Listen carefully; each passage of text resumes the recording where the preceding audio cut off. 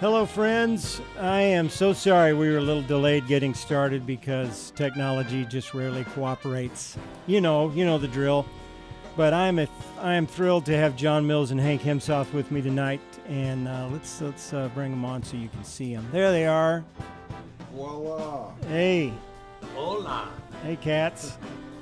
Now because we didn't start on time, this silly software I'm using did not use the pre-scheduled Facebook post. So everybody go ahead and share this to the people that you told about that were going to watch it on that other link.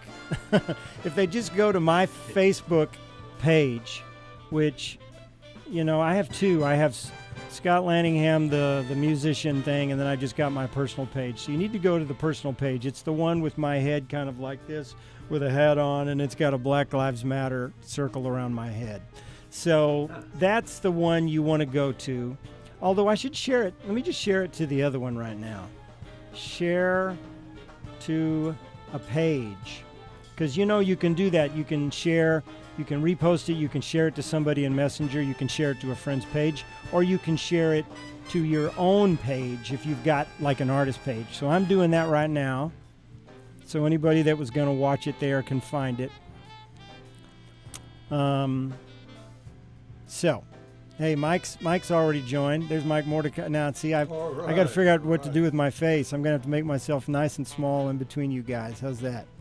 There's Mike. It's officially a party now. The gig has begun. Well, I'm going to have to sit on your shoulders or something, guys, so that there's room. Looks good. So that there's room for the people below us to leave their comments. Right? Yeah. So you can hear that, but I see it on Facebook. So There's you a all sidebar and I can see stuff, but good. You all can hear the music, and the public is there. I see if some people. So hopefully you're finding the link. And again, we apologize for it's because I use Skype and nobody cares about Skype anymore. And I don't know why. Skype doesn't care about me. I think that was the crux of it. Skype does not like John Mills. What are we listening to right now, John? Well, that's the Yuchi Jazz Orchestra from maybe 4 years ago. A piece of mine called "Round and Round the Sun" that, through the usual luck of the lottery, managed to win a national award. So oh, right. Yeah. What was the award? And well deserved. Well, there's an organization called the International Society of Jazz Arrangers and Composers. They do a symposium every other year, and last year, that piece was selected as the winner in the big band category. So fantastic. So why don't we turn it up and let it play for a second, okay?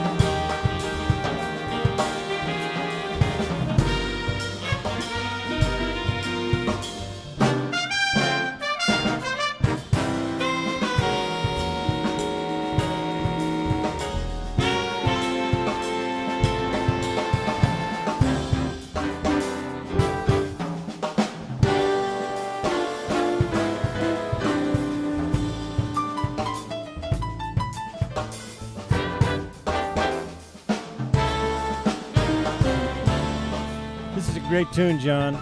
Thank you. I don't know if we can let it run forever. That's all right. We might That's start all right. losing I audience. appreciate but, that was a substantial taste right there. I always feel bad talking over tunes, but you know, it's If I'm- Played great that stuff. times 10 too, right? Hmm? We played that in times 10. We're just beginning to learn Right. this one Yeah. when the world shut down on us. But That's that right. was the newest one on the docket at that time. Yeah. So when was this performance with UT? I would say 4 years ago, something like that, maybe even 5, but 4 or 5 years ago, which still left it, the eligibility for this particular competition was anything recorded, in the last 3 or 4 years, so something like that. Yeah. I know that was, at that time, young David Caporal on trombone, who's now a veteran of the U.S. Commodore's Navy Jazz Band. Oh wow.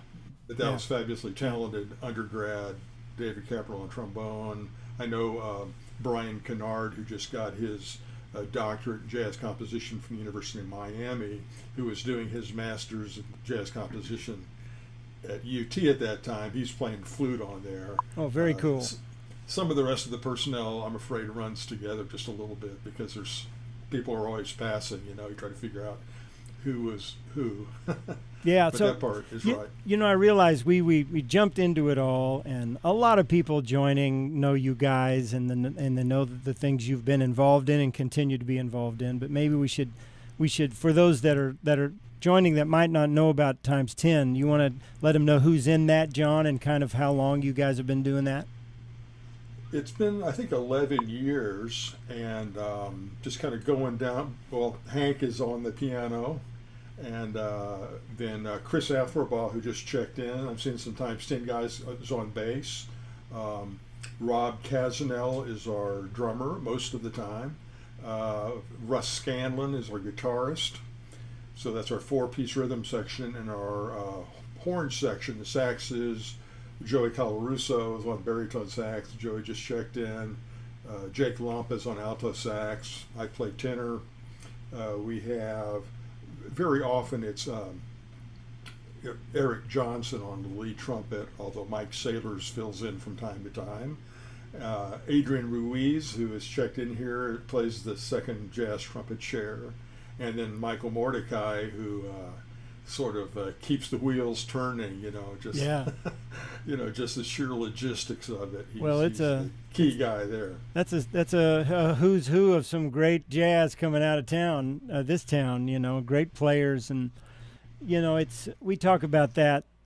One of the reasons I started doing this is because I miss all you guys, and I miss, playing and being together with all the supporters and fans, the lovers of the music who are as important as the music. It doesn't mean anything if we don't have a community to do it together with, right?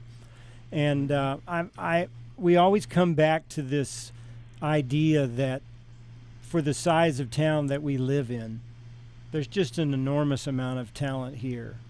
And I'm sure you guys, you've traveled the world, you've lived in other places. What is it about Austin that you think makes it special? And why don't you chime in first, Hank, since you've been sitting there patiently?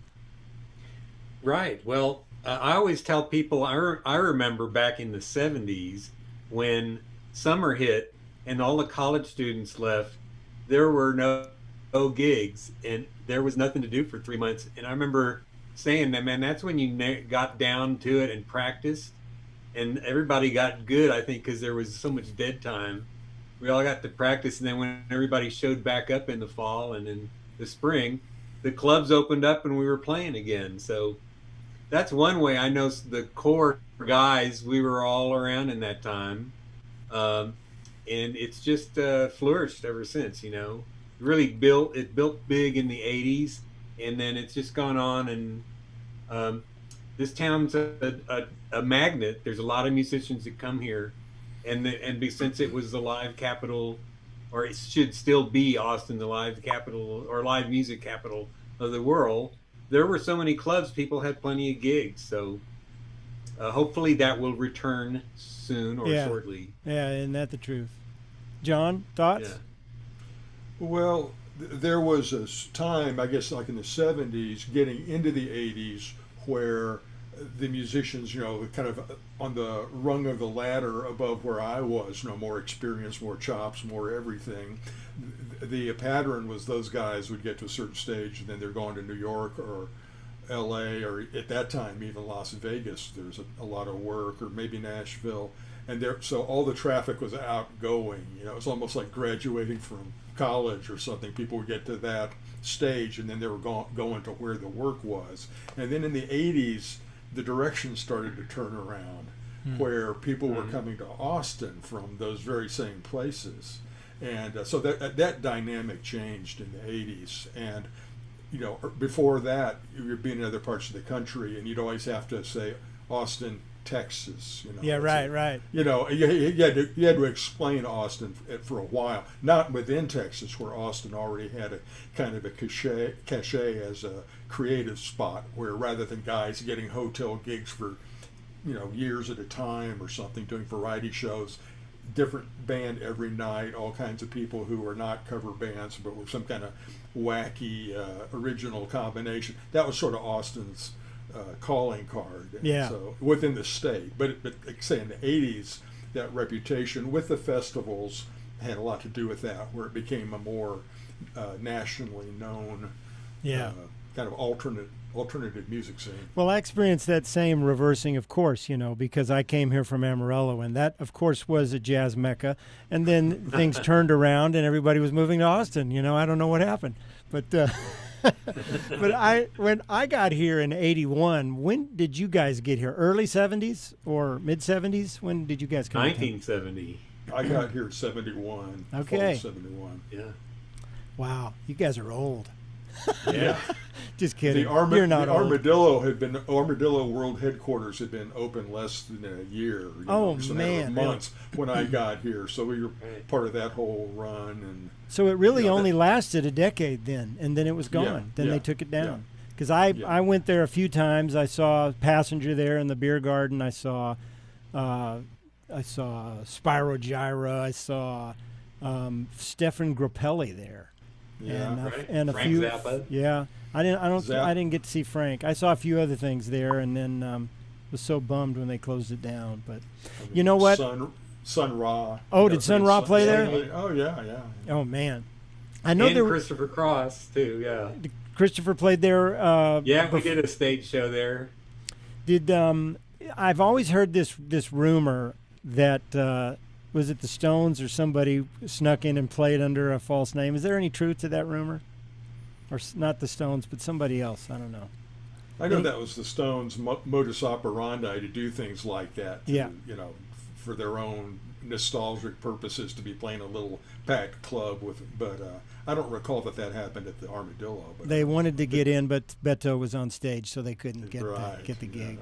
Something like that. Now I know that everybody. One of the reasons people were joining, and they've heard about the premiere of this ×10 video.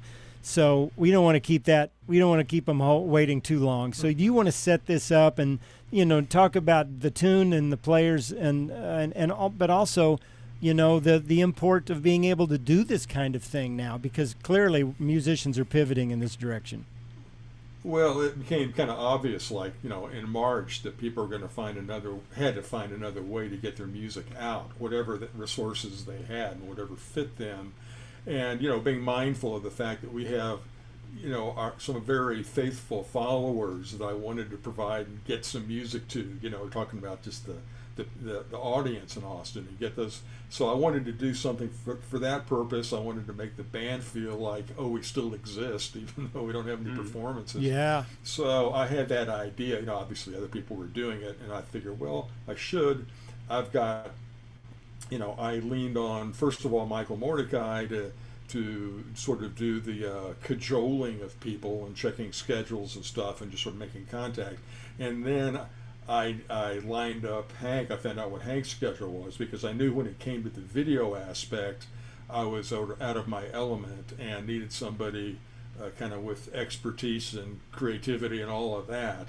And so I got Hank on board. He agreed to do that huge task, and we didn't even know how big it was going to be. It's big, isn't it? Big. Yeah. Hank ran with it in his energetic, creative way, that way beyond anything I would have ever dared to ask him to do. I was just hoping he could figure out how to arrange 9 squares on the screen, which was more than I could have pulled off. But anyway, that was kind of it. And so Hank was an essential part of making it go and making it be, the way it ended up. And I also wanted to have not just recycle some tune we had already been playing, but actually write something specifically for this purpose that none of us had ever heard or played. We would assemble it in our disconnected studios, and put it together. So it was new to us too, and the band really hasn't heard what this thing really sounds like. Oh, it sounds great. Great. Hank, you want to talk about it, or do you want to play it and then talk about it? Play it. Yeah, let's play it, and then we're going to come back and let Hank lead us into the rest of the chat about this tune. But does it have a name? I mean, what's it? Because you called it the Panorama video. It's called Basement Panorama, which both makes reference to the Elephant Room itself in our home territory, Basement Panorama. And then the fact that, whether we're in our basements or I'm kind of more like in an attic treehouse location, but we're all kind of in our individual basements. Yeah. And, just I'm in a closet. For what it's worth, The idea that a basement even has a panorama, I sort of like that idea too. Yeah, that's a good point. Well, and sometimes it has an aroma, but the panorama is another thing, right? Okay, let's roll this baby. World premiere, times 10 panorama, basement panorama, and then we're going to come back and chat about it. Here we go. John Mills, times 10.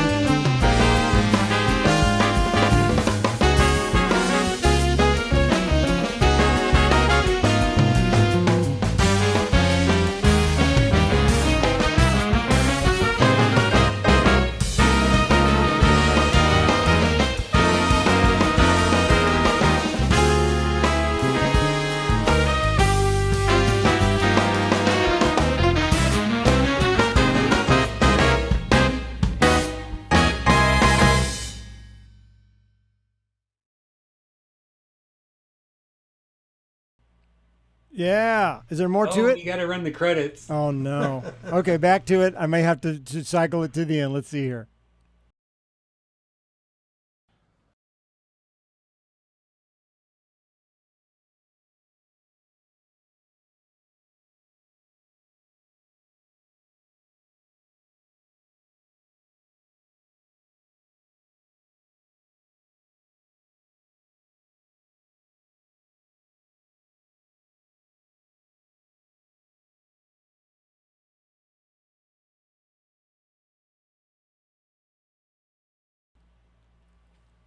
Yeah, I can't believe I cut off the credits. Bad, Scott. For outtakes. Yeah, I'm sure we could have really filled up a few more minutes with blooper Oh outtakes. man, there's a lot of those. I got them all. I thought that's what you were telling me is you're missing the bloopers. A lot of that was very cool, man. Great tune, John. And thank you. and people were asking about who mixed it. Who did the mixing? Well, I had the foresight to know that we couldn't get this far with Hank's video and all of these performances and have me do like a amateur job of mixing it. So I enlisted Andre Moran, who has been doing the mixing for Kirk Covington's projects, and he did a great job, obviously. Oh, he did, yeah. We did some back and forth, the usual kind of tweaking, mixing process, but he did the actual audio engineering and made it sound great right out of the gate. And then Mark Hallman over at Congress House did the mastering. There you go, man. Yeah, there's just another example of why it's a cool town. We got so much talent around here. There's Kirk sitting at the drum kit. He had shorts on, but I did not see any hiking boots. Did he have hiking or work boots on? You'll remember, right? Well, we only see what we get. We don't know what anybody was wearing, in their individual layers, when they were performing. For all we know, there wasn't one pair of pants involved in the recording of this video. Right. Oh, that was great. I love that, and I appreciate you bringing that to the show tonight so we could share that. That was very cool and very nicely done. And as people were saying, Hank, that was a killer job on the video edit, man. Well, it was a lot of fun. Everybody sent me iPhone videos, Generally, most people just sent one shot of themselves and maybe one of their solo. So I took those, but a few people sent me multi-shots. So like Adrian gave me a left and a right shot, and then his solo separately. So I had a chance to sync all of that up. It took a little math to get it all done, but it was a lot of fun. Did you lay this down remotely by sending tracks around and having people lay their part in, or did you guys get together and record it? Well, no, we never saw each other all this time. Okay, it was like the real deal. I created the template, the track, all with MIDI style, and then each person would play to that. In cases like with drums, I would make a version where there were there's a click in the band but no drums. Yeah. Because certain instruments, bass is another one where you can't get too crowded by what's been put in there. But I think for the horn players, it kind of worked just to have that block of horns in there to kind of lay in your part. Oh yeah. I want to say for Hank, besides doing this incredible creative kind of choreography that's very tied into the score and all taking advantage of a lot of the upper level, things you could do with the video. He was also the sort of the instructor and life coach for everybody as we tried to put this together. Oh, my iPhone's not working. How do I get that camera to happen? All that sort of just mechanical stuff. Because we were all starting. Nobody really had it totally together. Some people had more experience than others, but it required Hank being at the center of the technology part of it to bring that all in together and on an individual basis pull it together. In fact, he was actually making video tutorials for the band about how to go. That sounds like Hank. It was great. That's the Hank I know. John sent me the score, so I sat there. I studied every single measure, and I blocked out things like 8 bars at a time. But John has this interesting thing of taking some guys the bar ahead of the next section as lead-ins, So initially, I just blocked stuff out, 888 or something like that. But once I realized how I could do it, I could follow the music more. So Yeah. the whole tune is, if you study it carefully, the parts that are being doubled are the guys that are in the shots together. Yeah. And then I also tried to divide 10 in as many possible ways as I could. 6, 4, 2, and 5, whatever, you know.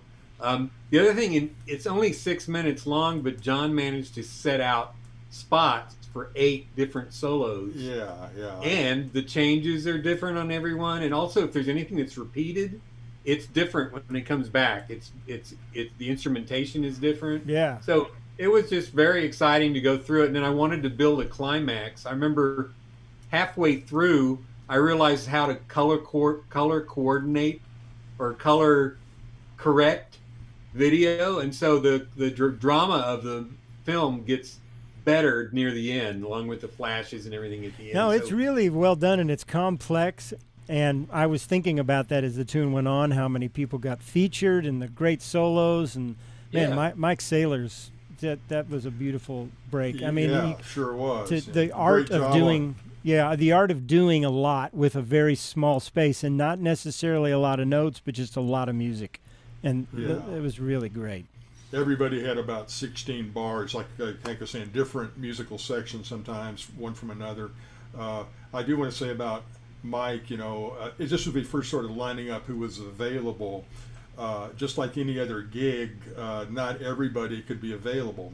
Eric Johnson on trumpet was not available to do it. Rob Casanello on drums was not available to do it. But like any other gig, you figure out, you get 10 people up there, and the philosophy of times 10 is we don't have subs, we only have special guest stars. So Mike Saylor's was a special guest star, as was Kirk Covington. So thank you guys for that, but that's part of the reality too. Well, you know, this town is deep. I gotta right? tell you, I cut this to Kirk's drums. I mean, I told everybody Kirk is the Bible on this, you know. So I learned a lot about Kirk's playing because I spent so much time with it. Oh man, it's so cool having him in town. He is such a big talent in so many ways. I mean, we all know he's like he's a freak of nature. He redefines what that means. The way he's able to play the drums, sing his ass off, play the piano like it's nobody's business. He doesn't even need a band. He brings other players in to join him just out of the goodness of his generous heart. But he doesn't really need any of us, you know. But I first saw him when I was a student for a semester at NTSU in Denton before I was terrified and left and went back to junior college for a while. But he was playing with Bert Liggins' group. What was that called? Condor. And he freaking blew my mind. And then, I knew about him later with the great guitar player. Tribal Tech. Yeah, Tribal Tech. And of course, he played later with Zawinul and so many people. But when he moved to town, I was like, oh, my God, man. Now we not only do we have great players in this town and some well-kept secrets in some ways, but just so many great players. But now we've got Breckline in town. We've got Kirk Covington in town. And then I paused at one point and I went, well, even if I don't play anymore, it's still cool, you know. The competition's going to get rough, but then again, in this town, there's room for all of it, you know. There really is, and that's a beautiful thing about Austin. We all enjoy and support each other, and I just love that about this city, you know. Well, there you go. There was my spiel for tonight. Well, that was filling in something you were talking about, and that's always been true of Austin, and I think some of the people that are kind of been here all this time sort of have that aspect. It's like, I don't think, of course it's hard to say from my having been here a long time, but it doesn't seem like people get frozen out really. There's a friendlier, hey, there's a great player walking the door. If it's on your instrument, great. It's another beautiful creative musician in town. That's good for everybody. I think there's always been that kind of an attitude. Oh yeah. Or at least we strive for that kind of attitude. And I think that's a part of what makes Austin special. When I first came to town, I did want to talk about some of that with you guys because there's some fun memories to bring up. But when I first came to town, Mambo and Steve Metter were such big mentors to me as a drummer. I listened to these guys with Tomas, with Passenger, with Beto y los Fairlanes, with Minor Miracle, and I was just blown away by their playing. And I thought, man, I hope I get to meet them, you know.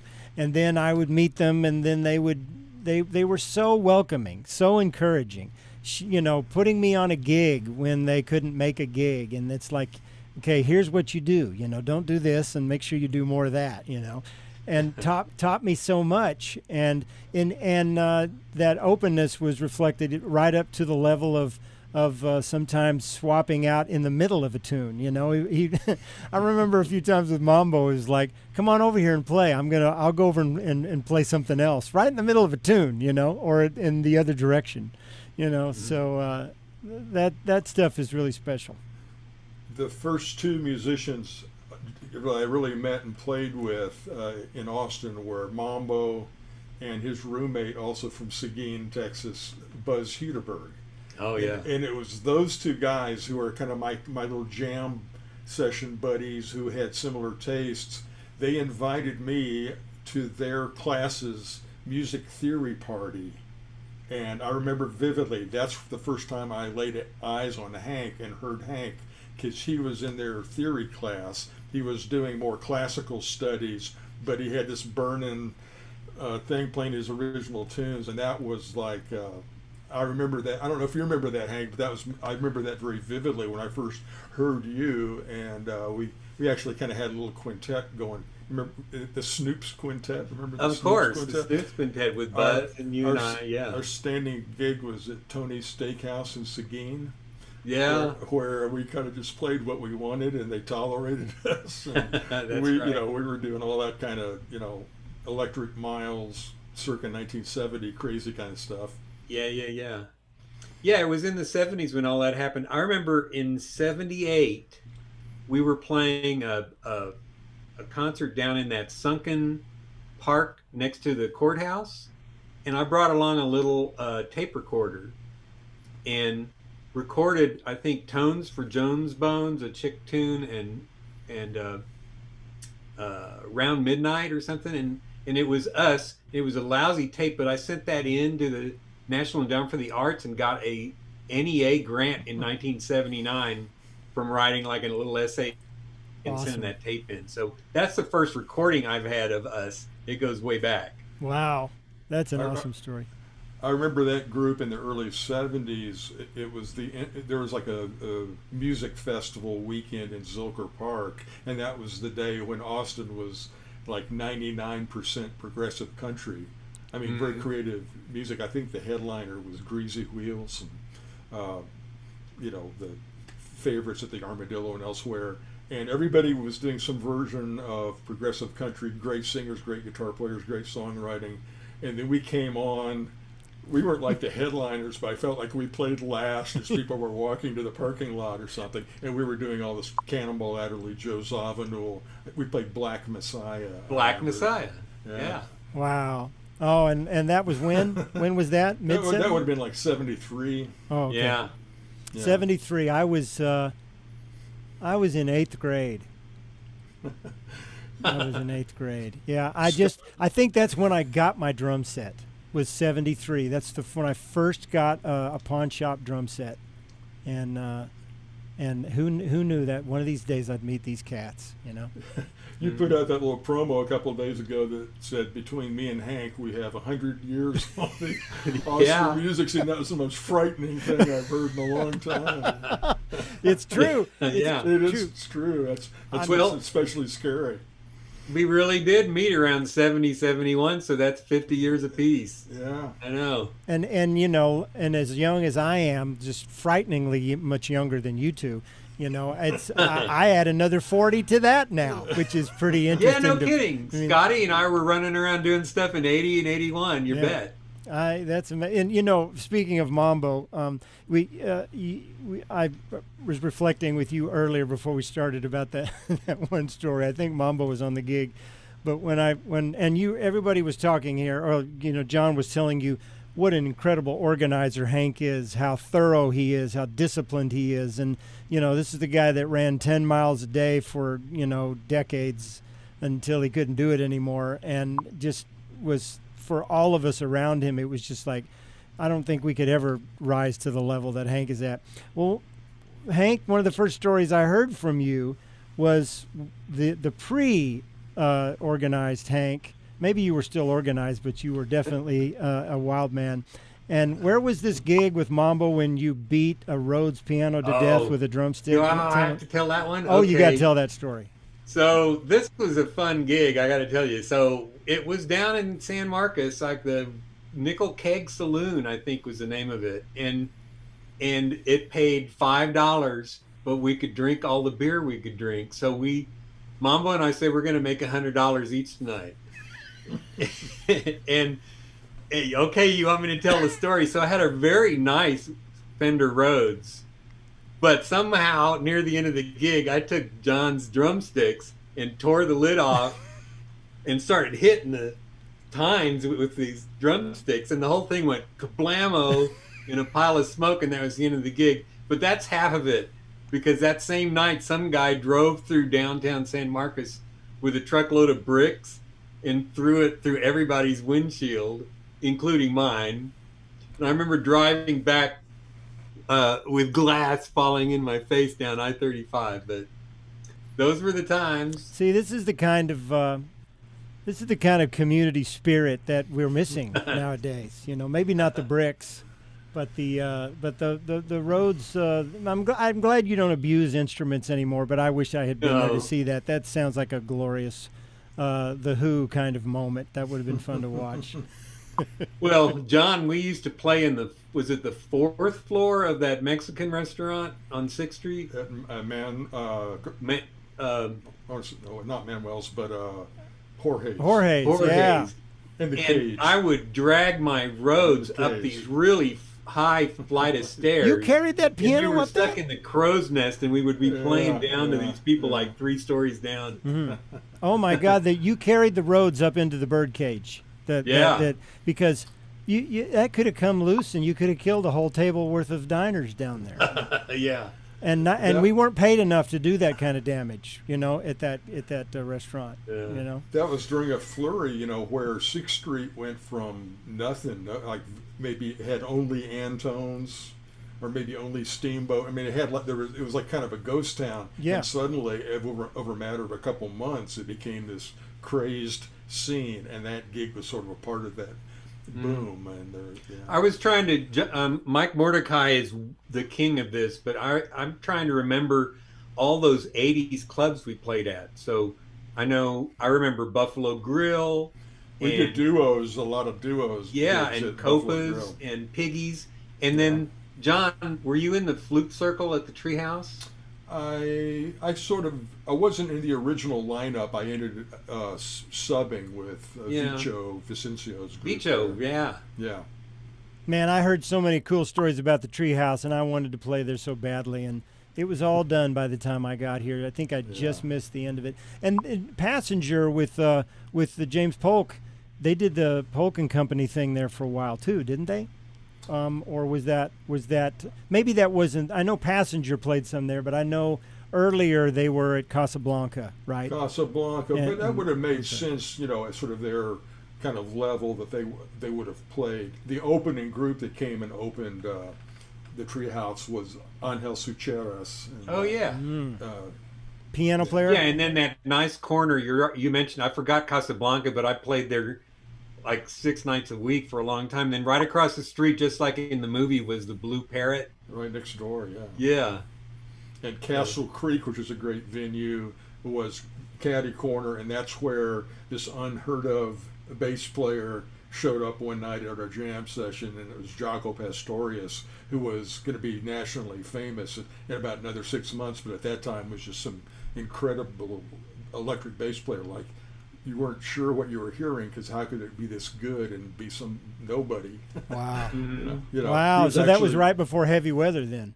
He was in Blood, Sweat, and Tears at the time. Oh, he was. I didn't know he did that gig. Yeah, he was. And then about 6 months later, that solo album produced by the leader drummer of Blood, Sweat, and Tears came out. Oh, Yeah. so Bobby Colomby, Colomby produced Jocko's solo record. Yes. Wow, that's it. And when did Bright Side's Life with Pat Metheny and Bob Moses come out? Was that later, or? Wow. That was maybe before that, or around that time. I think that was actually before his solo record. So Okay. he had been on that record that certainly a lot of people took notice of, but he didn't really get the spotlight. So that version of Blood, Sweat, and Tears included Larry Willis on piano, Don Elias on drums, Mike Stern on guitar. Oh man. It's a pretty heavy lineup. A great Dallas and Houston-based sax player named Bill Tillman. Mike Stern? Oh yeah. Mike Stern? Yeah. I didn't know Mike Stern. I thought he was too young. Was it Mike Stern? No, or well, somebody he else? was. I'm sure he was young, but he was in that version of Blood, Sweat, and Tears. God, he must have been 10. Yeah.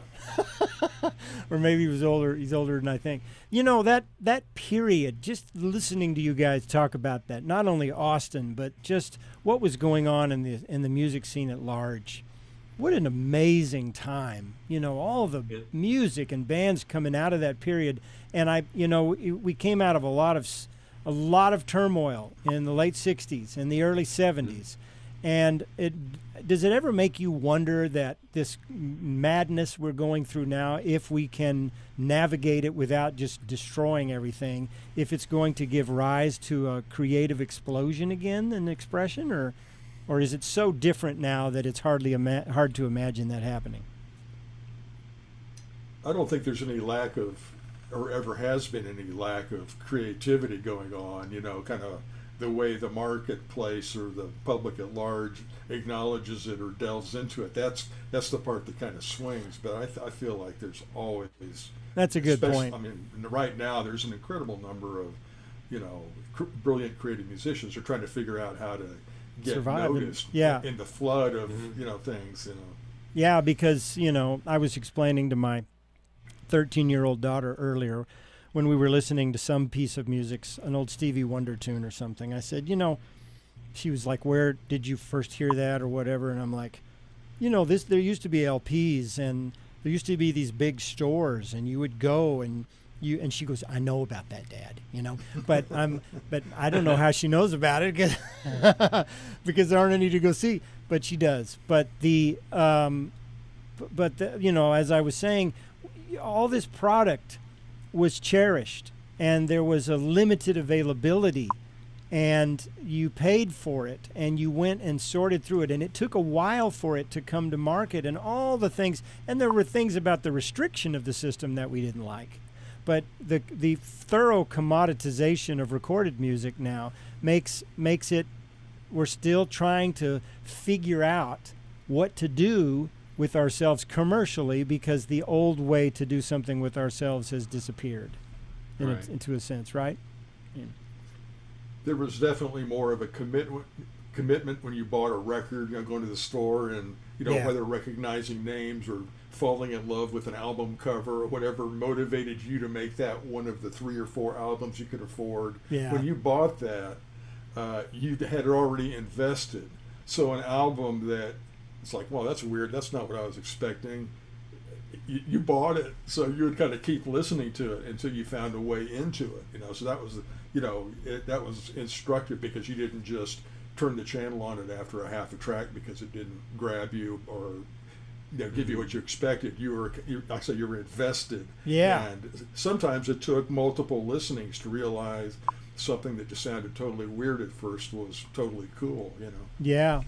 Oh, I had any job that I had, there was always the album cut that came right out of any paycheck that I went to the record store and I got, some new music to listen to. And then, I would pay bills and buy food after that. But that had to come first. Hank, you know this well from that period of my life when I was when I was a roommate of yours for a while and you saw that of living up close. Yeah.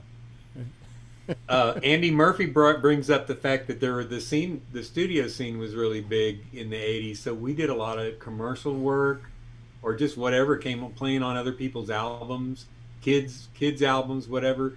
And another thing that happened in the 80s was there was this explosion of Vegas shows that came down here, and we ended up playing on Red Skelton and Bob Hope shows and the Nelson Riddle Orchestra. And I don't know if we were in on all of them, but man, there was a lot of shows that came through, and they had the real Vegas gig, the whole show written out. It was just like that, but it was really interesting to sit behind Bob Hope and watch him do that show. Wow. Like at the Paramount? 10 feet in front of you. Would it be at the Paramount or other places in town? No, it was at College Station. They brought everybody down there, and Bob Meyer was I think the agent at the time. There was a NBC television special taping, I believe it was at the Irwin Center, that that was one time with Bob Hope. And I remember that one of the guest stars who I had never heard of at this time was George Strait. I was like, who's this guy? But a certain portion of the audience was screaming. Wow. But anyway, it was great playing those shows. It should kind of the variety of things that were going on, studio work of all kinds. And I have to say, again, getting back to Hank here, all those kinds of things that are very kind of well-paid, cool things. We always mix it up with just totally artistic projects, no matter how much work they're going to be. I could always count on Hank to be willing to jump into something like that would take a lot of preparation and dedication to get it, and just do it for the sake of doing it. Yeah. That's been a great thing over this period of time. So we could go on with a very long list of projects. One of them was like this crazy long, complex solo piano contemporary sonata, I guess I wrote for Hank, called Circumdances. And I made him learn it not once but twice. Really? In order to learn it, he had to actually re-enter it all into finale in his way where he could manage the page turning. That kind of level of music notation is sort of akin to his, doing the video, that same kind of extra skill. And there's no way for him to get it except to kind of kinetically know how it went page after page. And like I say, just enough time had gone by for him to totally forget it. And I dragged him into another performance of it. And as always, totally willing and fantastic job. The best compliment you gave me about that was Hank was so musical with that. So. That's kind of like that comment that we enjoy when people say, "Man, I really loved what you were trying to do there." I could hear what you were going for. Just didn't quite. No, I love to do that, and I was going to bring this up at any point, but I'll do it now. Is that I trust John 100% musically and everything else. Whatever we do, we have done totally confident in each other. So as little or no rehearsal.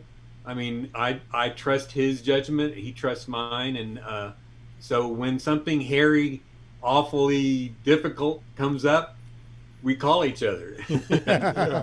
We're both game for the sheer challenge of it. And like I say, we couldn't do that. Only that we've always been involved in, more marketplace projects too. But that sort of buys us the freedom to do the things that are just the reason we were doing it when we were, probably 14 or 15 years old with no thoughts about career stuff, just what is exciting to do. Mm-hmm. And we still, that's an important thing to kind of hang on to.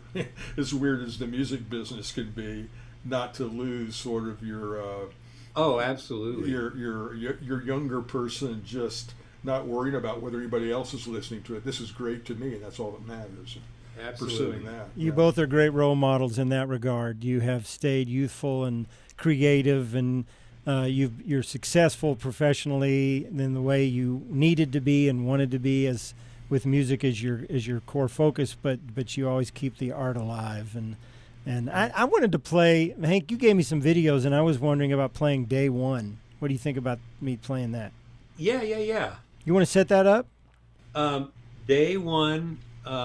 Is a Bob James tune and a band called Foreplay, and John plays a great tenor solo. It's a real interesting tune. That's why I think I sent it to you. And Spencer's on bass, Steve Summer, James Fenner.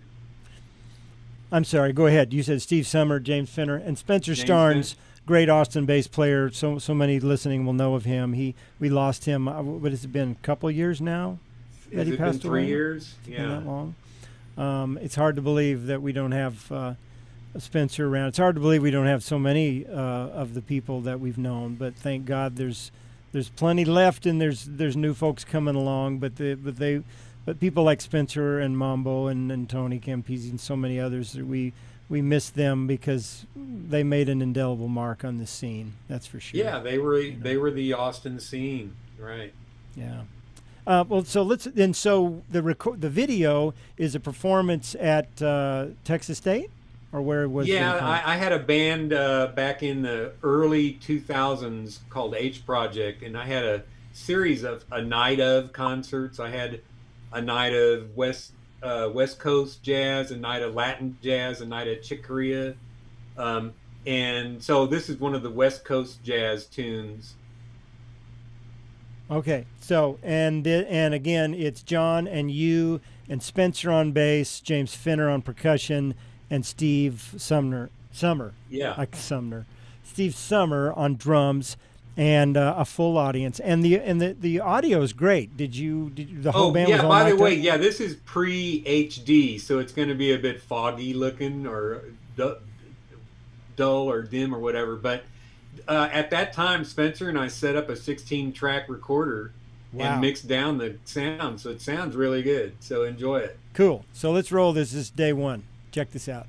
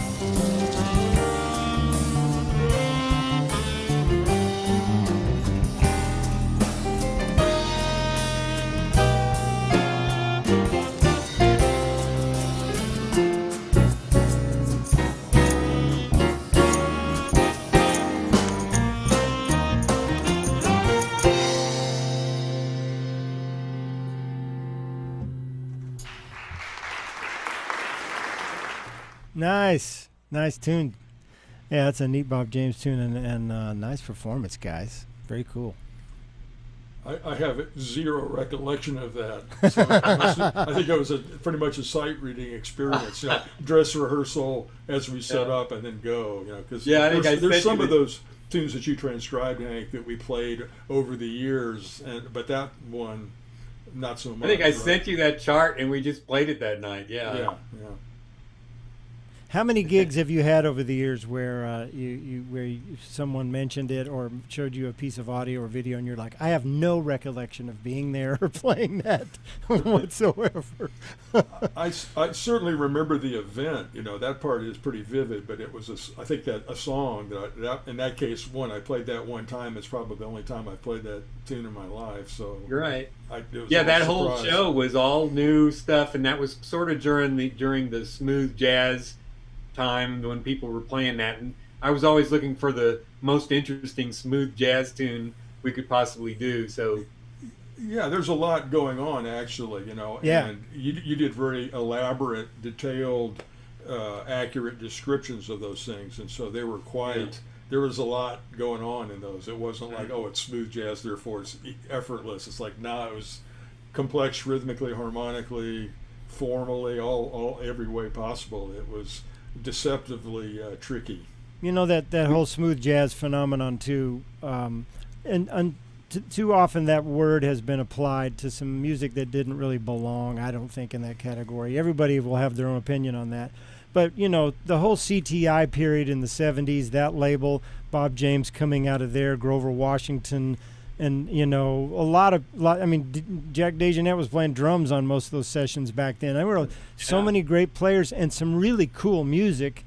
And just because it's super melodic doesn't mean that it's elevator music, But, sure. I guess that's a marketing casualty, of some of it. Well, we had a smooth jazz radio station here on FM for about 2 or 3 years, and they sponsored a warehouse jazz festival. I sent you a little picture of that. So my band played on that. We played those kind of tunes. The whole downtown area showed up. And in the middle at midnight one night, Lady Bird Johnson's daughter owned that station.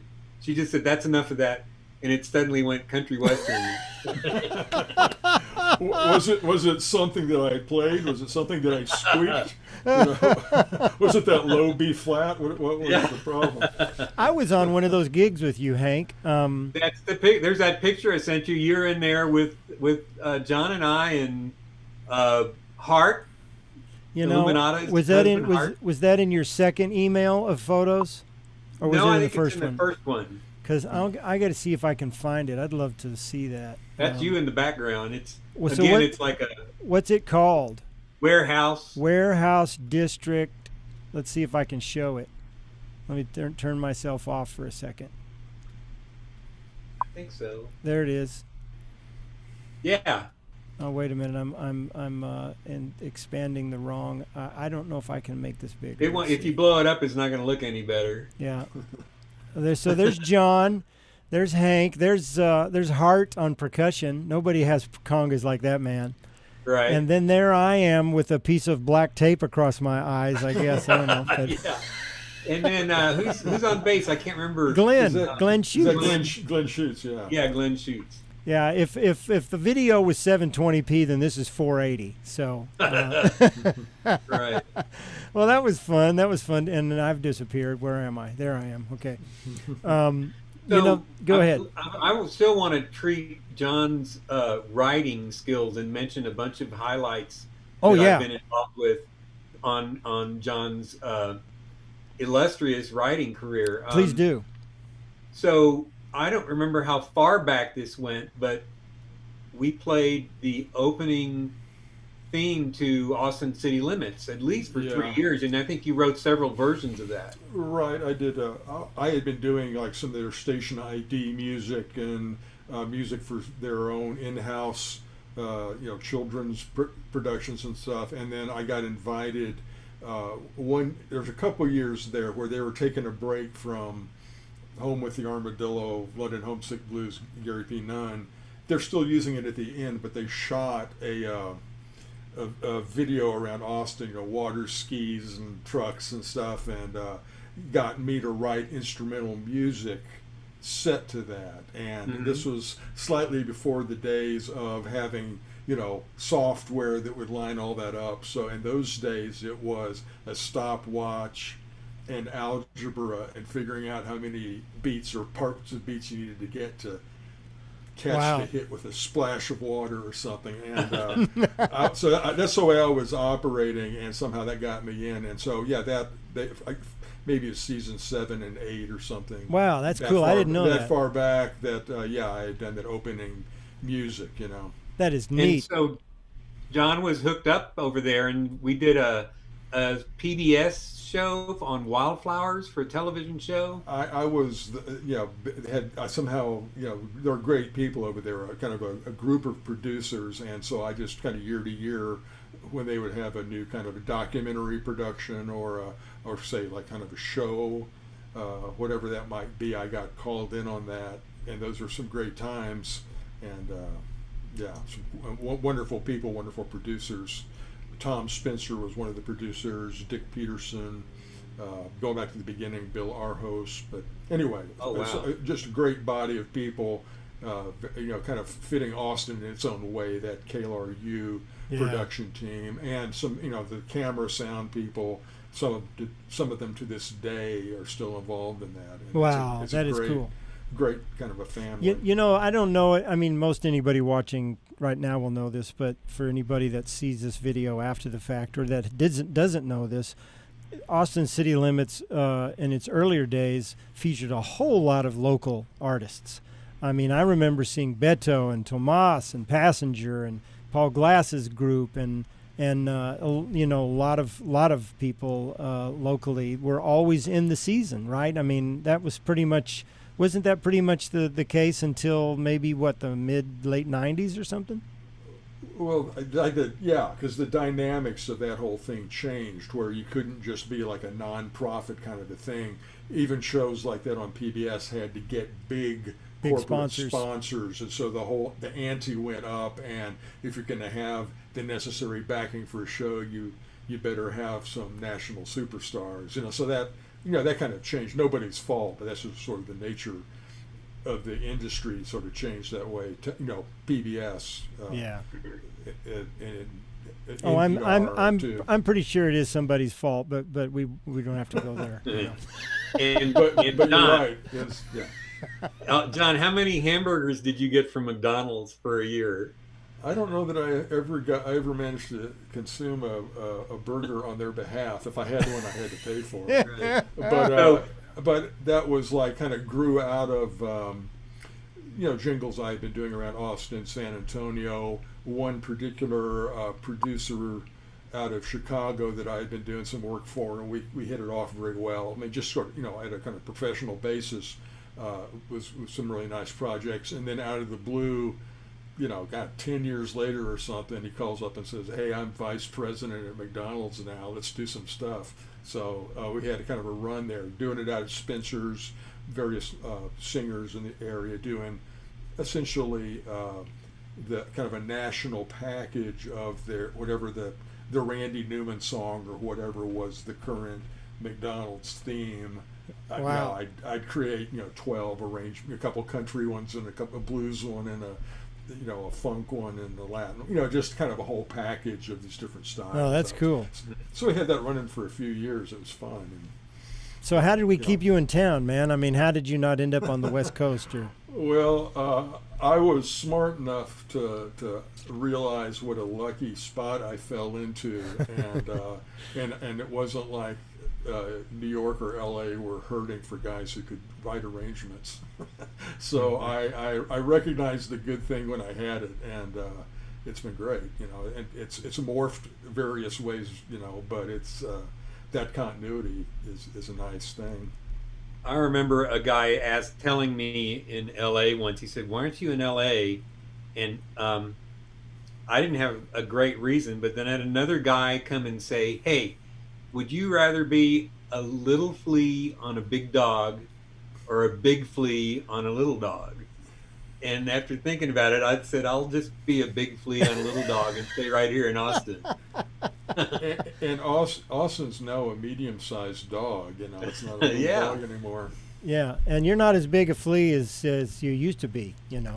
But, you're as big a talent as you used to be, but, you know. I don't know if that joke even worked. I think I have to go in a different direction. So, John, did we do a live broadcast at the Continental Club? Was that KGSR? Yeah, I mean, I've done that a few times with various people. Sometimes where I'm just the guy blowing the saxophone, and maybe sometimes when I have a little more to do with what's happening. I'm not sure what that event might have been. Yeah, I don't know if Mike but it was a couple of years, and we were like the house band, and whatever anybody came in with, we would do it was like Letterman or something. We just did something behind him, whatever it was. There's a lot of things like that, live broadcasts. I mean, I started making a list of the things that we've done together, and it's, you know, I thought I had a huge list, and then you threw out some photographs. It's like, oh yeah, I forgot about those. Right. So we did a bunch of shows at the Paramount. I think Mike Mordecai booked those. We did some silent movies. Nosferatu, I remember. A bunch of stories about that, but just all kinds of shows all over town.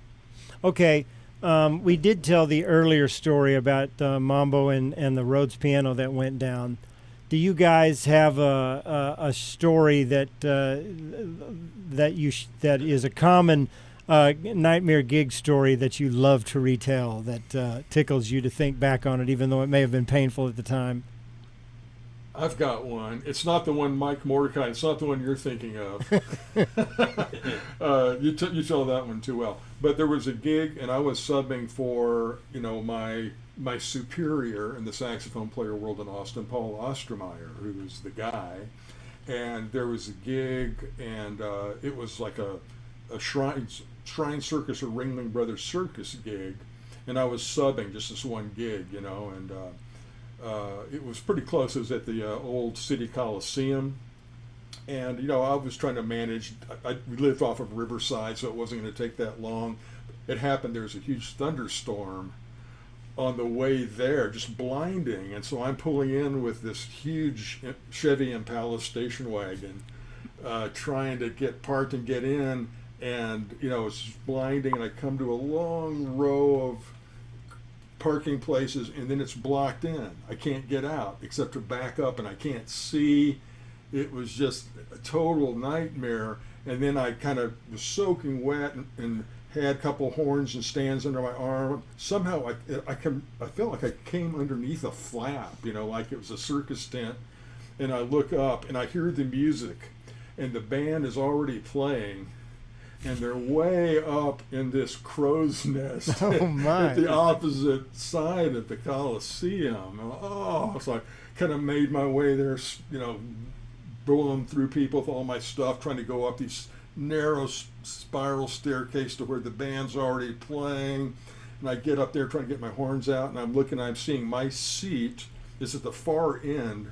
And the only way I can get to my seat is to slide by the crusty Ringling Circus band director who's up there conducting already. Wow. So there's no way I could just slip into my chair. I had to actually physically bump past him with my horns to get there. But I thought, well, it's got to happen. I'm already, who knows how many minutes late. I still got to get in my chair. So, okay, here it goes. I'm ready for anything. I start going through there, and then I'm just about to have reached the director, and the spotlight comes on, and the announcement is, and the leader of our Ringling Brothers band, you know, Billy Bixby, or whatever, you know, and he's smiling at the audience, and at the same time he's giving this radiant Showtime smile. He hits me. he gives me the shove that's really like hitting me in the chest and knocking me backwards to get me out of his spotlight. That was like a great showbiz moment. Oh man! So I kind of I let things calm down a little bit, you know, where the Monkees were doing their thing or whatever it was, and I got in my chair, and read And through this one is of those. and for those people who think that the life of a musician is always glorious and exciting and thrilling, well, that's still pretty thrilling. But It was exciting. Yeah. when people talk about paying your dues, that's what you're talking about here. And the only other thing I want to add to this is if you hadn't been driving an Impala station wagon, you probably wouldn't have had to play that gig. So I just wanted to throw that in there. So. I mean, this is like, obviously, it was my big break in showbiz, and I did such a fantastic job that the rest is history. So that set me up. That established my reputation. Oh, I love the spotlight thing. So, Hank, do you have another one? Oh my goodness. Okay, I'll tell it. So I don't know if this had to be the early 70s. John calls me up and says, "Hey man, we got this gig at Spellman's." Okay. So it was on 5th Street or something over there, and we get there and it's a kicker bar, and there's like some guys sitting at the bar with hats and long beards and long necks, and the stage is over in the corner about this far up off the floor, and there's an upright against the wall. Okay, cool. So I walk over and lift the lid up and hit the keys, and it just goes thump, thump, thump, and I look inside, and the hammers were hitting a dead nest of rats or mice, their fur and their bones. So we got some I don't know if Don helped me or not, but we got that cleaned out. And then this piano would play some notes, about 3 notes. It would play in like an A and a low C and something. And so we played the gig, and I would like just wait until it was like F major, and I go A. And meanwhile, these guys at the bar sipping long necks were looking at us like, what the is this all about? So that was my favorite gig. Oh my God. Piano. I can't get over the nest of dead mice or whatever. That's like, that's a very unique sound in a piano. That gets a kind of a muting. I think I played percussion that night on that. Yeah. Oh, I thought that's as good as the beating the roads to death with the drumstick story. That's pretty darn good. Oh, and Laura adds, Michael says he did not book that gig. Because we know Mike has booked some of the ones that result in the stories that we tell, right? Yeah. Well, he pretty much booked everything, good or the occasional bad. I mean, he usually. Michael. By the way, Michael is going to be on here with me.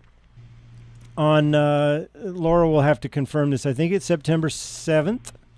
Which is a week from next Monday, and I'm excited about that. Talk about the origin of many stories. This guy he knows everything. He was there, and it's been such an important part of the Austin music scene. So we're going to talk to him about 50 years in the Austin music scene. Paul McKee. Look at what Paul McKee wrote. Fender Rodent. Touche, Paul. Nice. Oh man, Paul.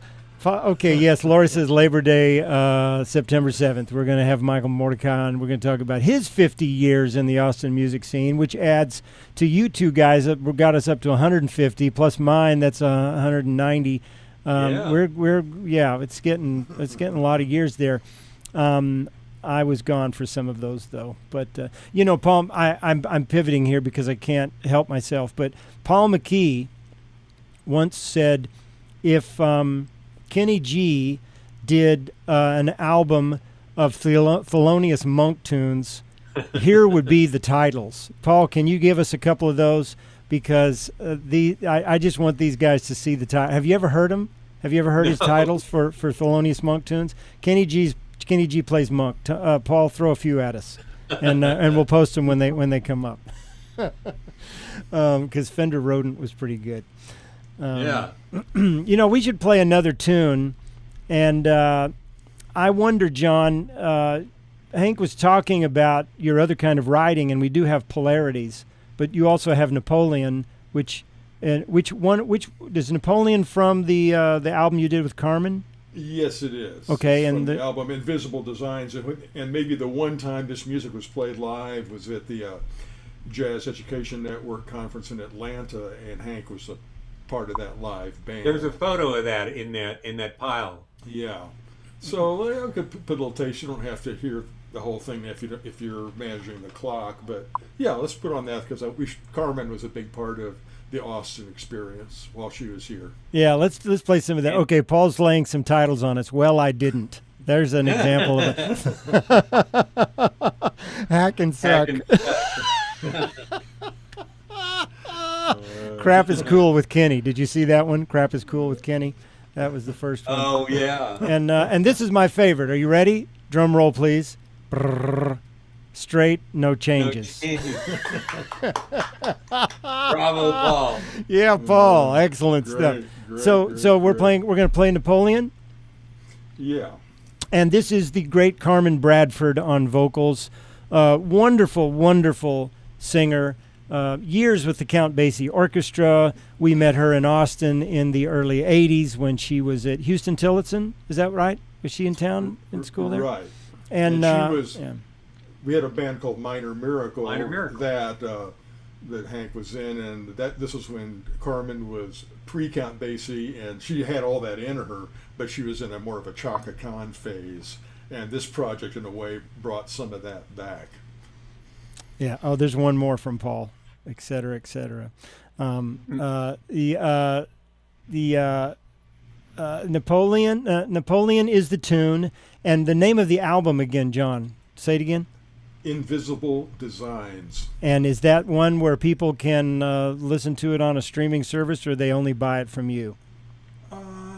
I think it's out there somewhere if you Yeah. look around, like everything else. So if you care about John, buy it. If you don't, stream it. And Either way, I'm going to end up with the same amount of money either way. I'm sure.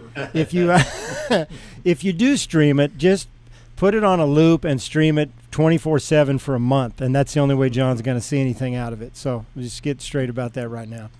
Okay, here's Napoleon.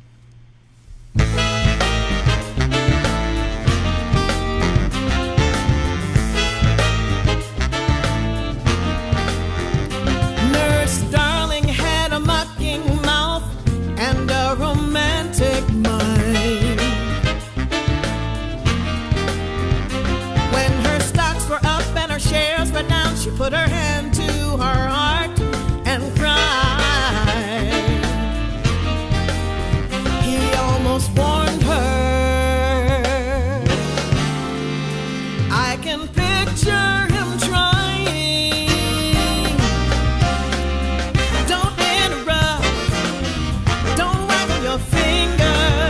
Don't pencil and paper, Napoleon. Don't puzzle box. Don't go off in a passion.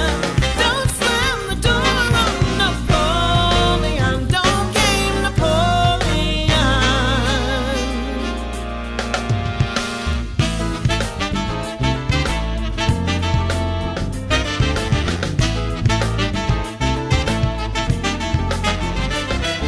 Sitting on the edge of the bed, she calculated perfectly. Cut his coffee off at the office and confused him almost gleefully. He almost warned her. Can you picture him trying? Don't interrupt. Don't waggle your finger. Don't pencil and paper, Napoleon. Don't puzzle box. Don't go off in a passion.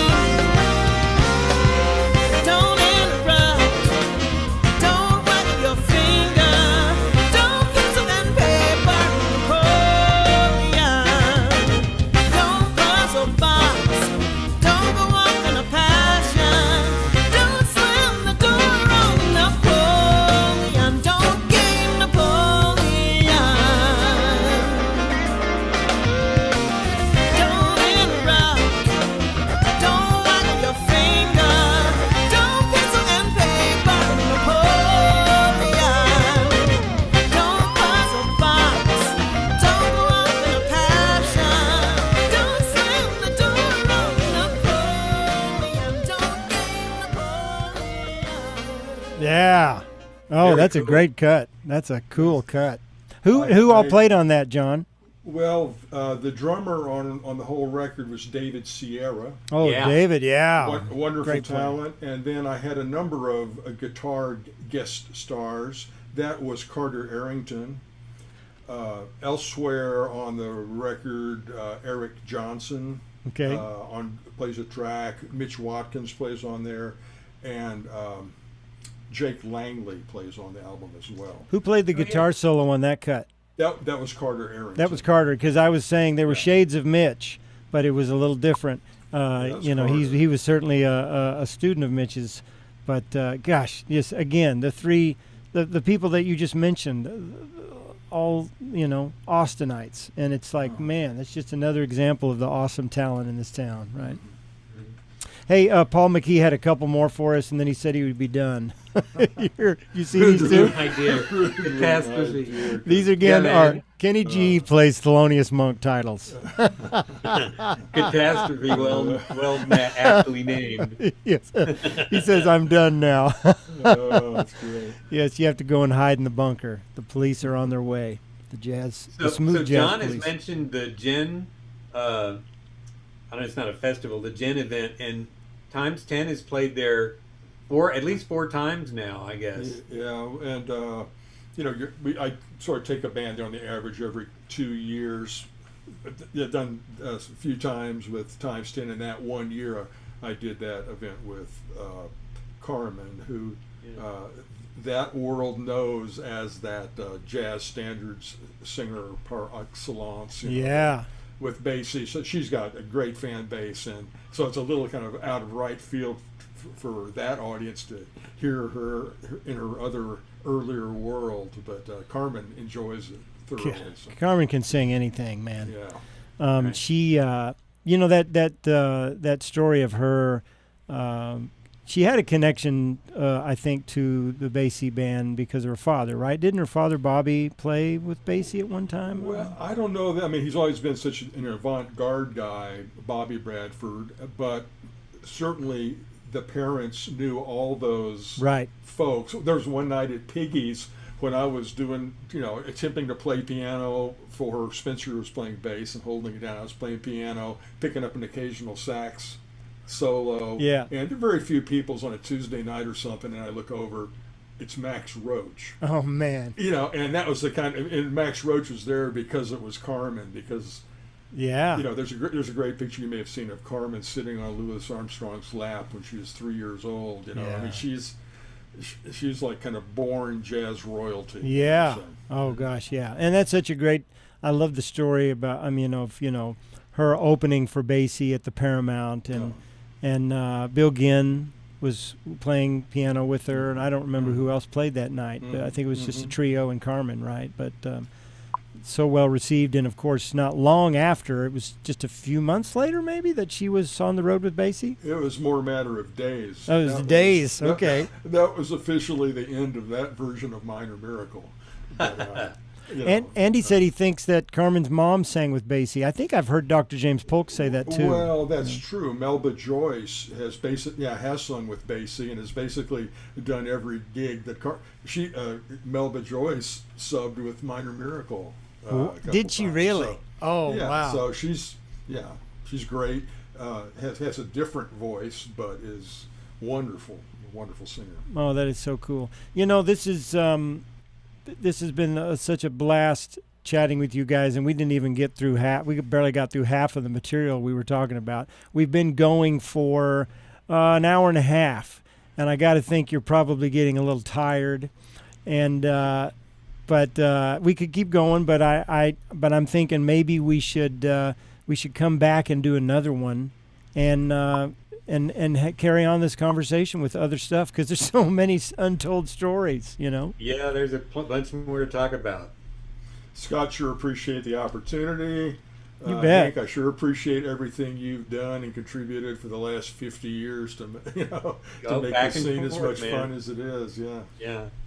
And John has supported me and been on a bunch of things I've done. We can talk about that sometime too. So it's been a nice collaboration and involving all of the good people in Austin for so long. So Yeah. Hey, yeah. Laura Mordecai is suggesting we close with the video again. I think that's a cool idea. What do y'all think? Yeah. That would be fun because it's such a kick-ass video, and I really appreciate everybody joining. It's been a really nice crowd tonight with a lot of participation, and it's fun to be able to show the comments on the screen. I know I appreciate it. These guys have appreciated it, and there's something about being able to do this right now that it's so valuable. I think I know when Ernie Durawa was on the other night, he and I talked afterwards, and he just said it lifted his heart up to be able to connect with people, this way. And this is tough stuff we're all going through. I mean, this is unlike anything that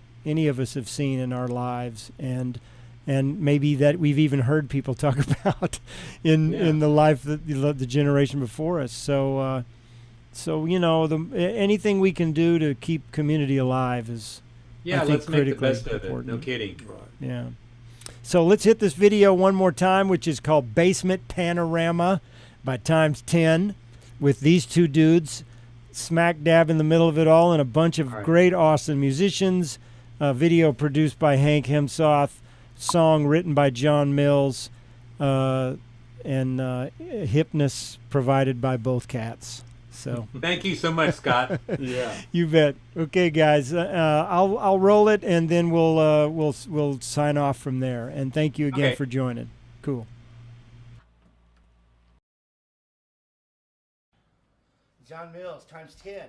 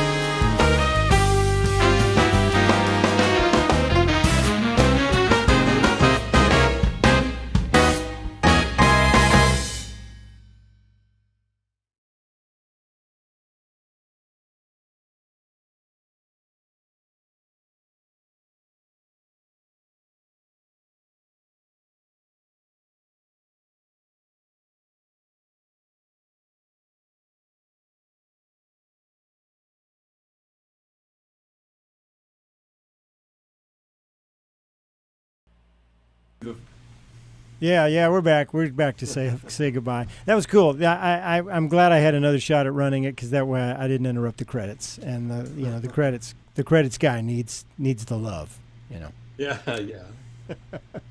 Well, that's a great tune. And are you posting that on YouTube or someplace so people can go and rewatch?